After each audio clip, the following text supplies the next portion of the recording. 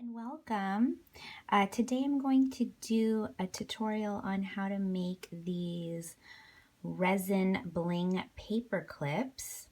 I was at a planner meetup last week and some of the girls had talked about that they were thinking about getting into resin and making their own paper clips, and so I thought I would do a tutorial. So if you want to learn how to make these, just keep on watching. First thing that you'll need is this stuff. It is Park Super Glaze Pour On Finish and Preservative. You can get this at Home Depot, and I believe it is $14 or so. This will last you a long time.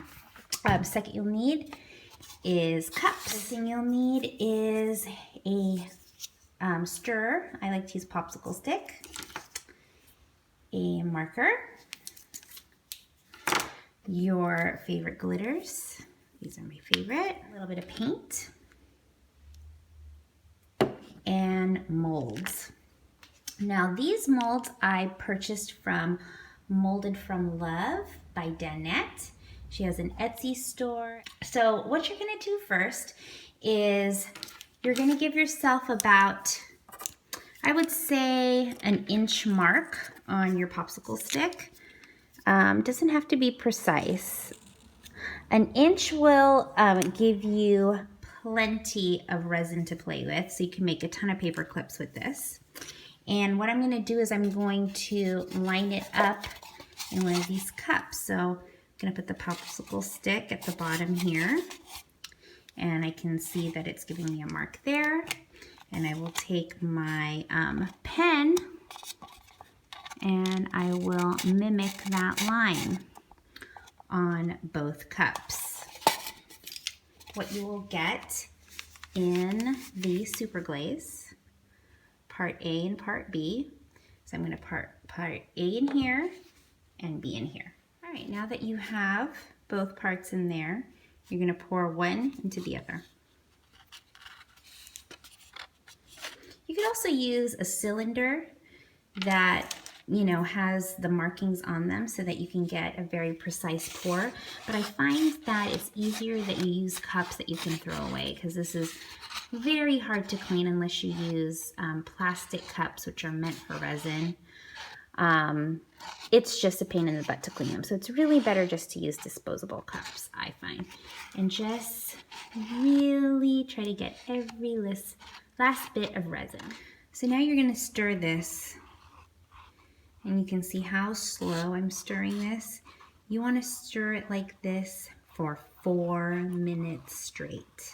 Okay, now that I have this mixed pretty well, and I still have some air bubbles in here, I'm actually going to split this up into 3 cups because I want to have some different colors here. So I'm going to do some glitter, I'm going to do some pink, and I'm going to do some blue. So I'm just going to put just a little bit in each one. 1, 2. So I'm going to take glitter number 1 and I'm going to put it here. It'll help if I opened it. All right.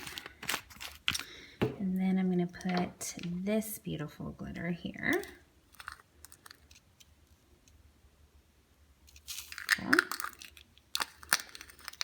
And resin can handle paint, but only very little. So I'm just gonna put just barely any of this in here. And when I'm talking barely, we're talking about like maybe even this might be too much, but I'm still gonna do it. And I'm just gonna go ahead and mix that in there. Okay, now that these are all stirred up, it is now ready to pour them into these molds. And when you get the molds, sometimes they're not very level, like this can kind of teeter like this.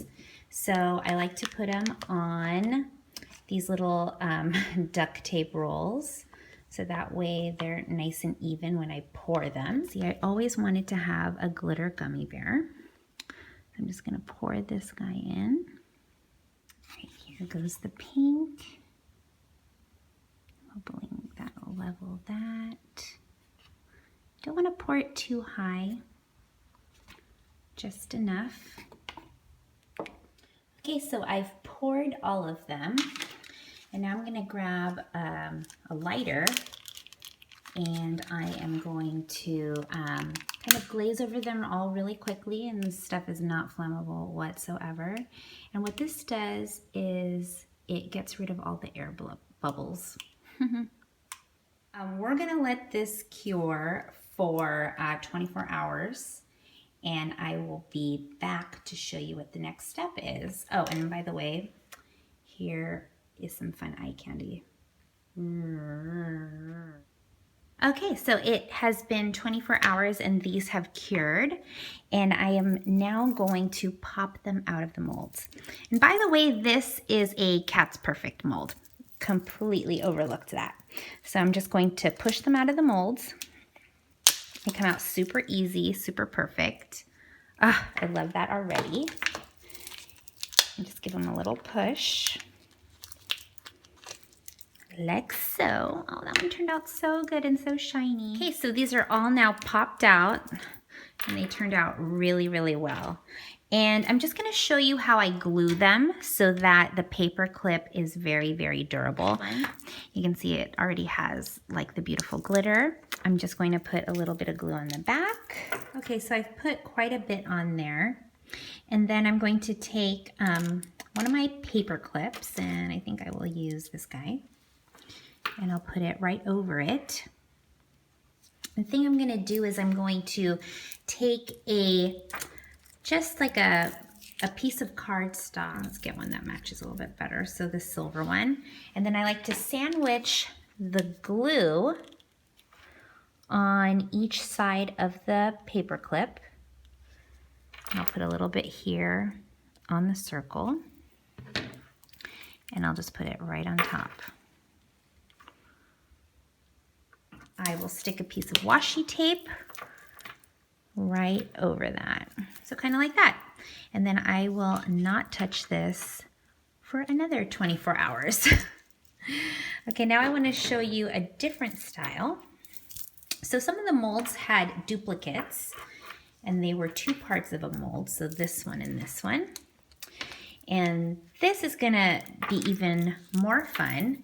And what I'm gonna do is I'm gonna glue the back side of each one and sandwich a paper clip in between. Put a dollop of glue on each side. I'm going to stick another paper clip. Okay, so that's good to go. And this is a little nail polish bottle, and I'm going to sandwich a paper clip in between those as well. So that's now washied together.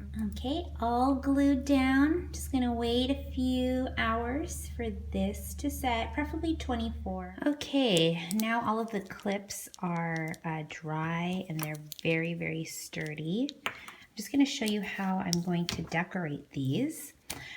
So this M&M, I thought I would just put some rhinestones here. This, I think I want to gem up the whole thing. I think will be gorgeous. And then here, maybe just a couple of details on the edge of the bow.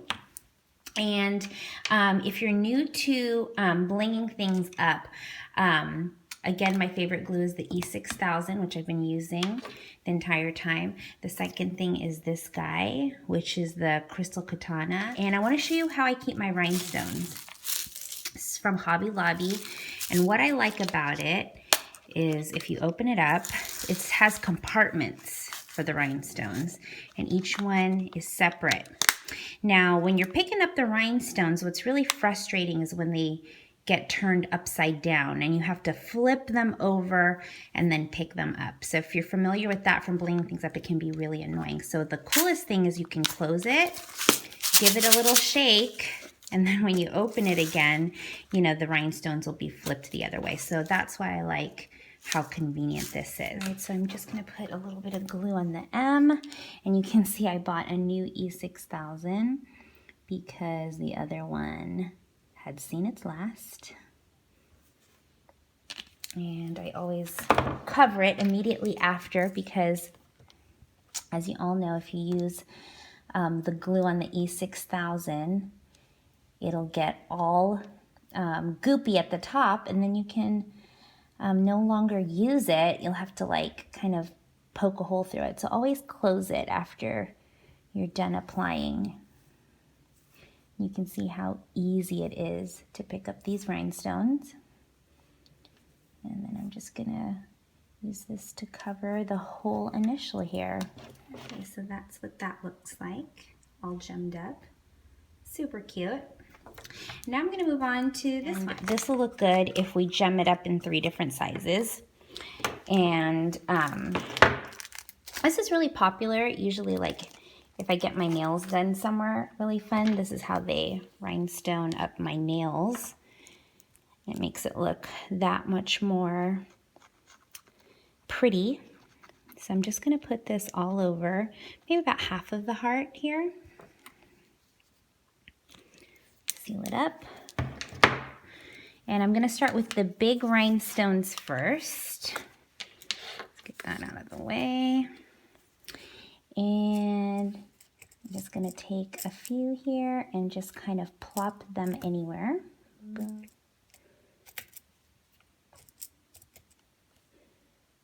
You gotta love this tool. And when it's brand new, it works even better, like effortlessly.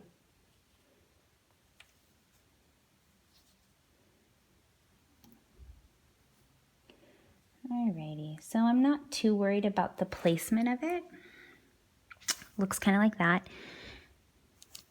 And now I'm gonna get the medium-sized ones and I'm gonna put them where they fit in between there. All right, and this lighting is not really doing it justice, but just look at how gorgeous that turned out. Ugh. Love, love, love. Alrighty, so now I'm going to do something fun with this guy. And I think I'm going to rhinestone the outer edges of the bow. I think that'll be pretty. And then this one, I think I will do maybe a pink for this. I think will be cute.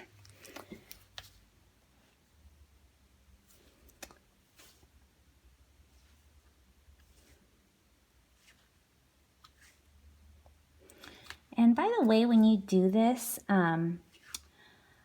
the resin molds here, sometimes you'll get a very rough edge around the edge of, you know, whatever you poured, probably from over pouring or whatever. And so what I like to do is I just take a nail file and then I'll just file the edges a little bit. So this is all blinged up cute. And I'm just going to show you a couple others that I did. This is a nail polish bottle. And I did that also all in the pink. This one I had a little fun with. And I did my initials, L-E-A. And this heart is kind of like askew a little bit, but I like it.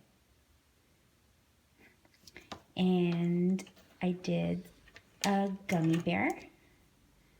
Pink one. Well, actually a few gummy bears. I also did a blue one too. And then this is my absolute favorites, a little mini LV bag.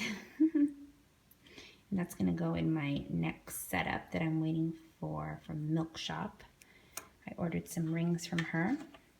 And this wasn't in the initial pour, but this is one I made a while back. So yeah. And then we saw the M&M already, but I'll give you another look at that.